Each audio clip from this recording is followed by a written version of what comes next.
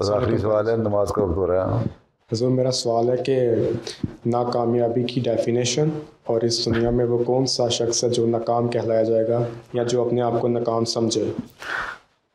مایوس و غمزدہ کوئی اس کے سوا نہیں، قبضے میں جس کے قبضہ سیف خدا نہیں ہیں۔ وہ اللہ تعالیٰ سے دعا کرو، ناکامی کا کیا ہے، باقی یہ چیزیں آدمی اپنی پوری کوشش کرے اور پھر اس کے لیے دعا کرے جتنی کر سکتا ہے، تو پھر اس کے بعد جو نتائج ہیں اللہ تعالیٰ پہ چھوڑ دے، تو وہ سمجھے کہ اللہ تعالیٰ کی مرضی ہے، اسی طرح کہ ناکامی نہ مایوس کی وجہ سے مایوسی نہیں پیدا ہوتی۔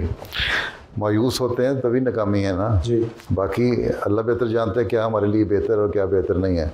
ناکامی کی ڈیفینیشن کیا ہے؟ آپ سمجھتے ہیں کہ ایک چیز آپ کو ضرور ملنی چاہیے، نہیں ملی تو آپ نے کہا میں ناکام ہو گیا۔ اب آپ نے اس کے لیے پوری کوشش کی، جو اس کی پورے لوازمات تھے وہ کیے، جو محنت تھی وہ کی، اور اس محنت کے ساتھ پھر دعا کی۔ ایک مومن کا یہ بھی کام ہے نا، ایک دہریہ جو ہے وہ صرف محنت کرتا ہے تو اس کو ریوارڈ مل جاتا ہے۔ ایک مومن صرف محنت کرے گا تو ریوارڈ نہیں ملے گا جب تک اللہ کو بیچ میں شامل نہ کرے یا کہہ دے کہ میں اللہ کو مانتا ہی نہیں، دہریہ ہوں۔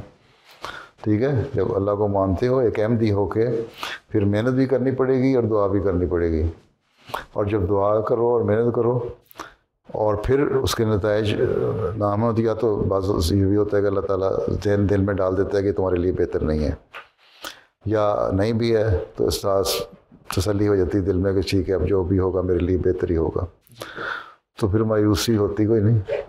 تو اس لیے ڈیفینیشن آپ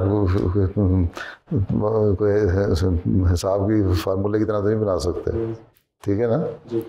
باقی مایوس نہیں ہونا، پوری محنت کرو، اپنی ساری جو تمہاری پوٹینشیل ہیں، صلاحیتیں ہیں، وسائل ہیں، ان کو کام میں لاؤ اور پھر دعا کرو اور پھر اللہ پہ معاملہ چھوڑ دو۔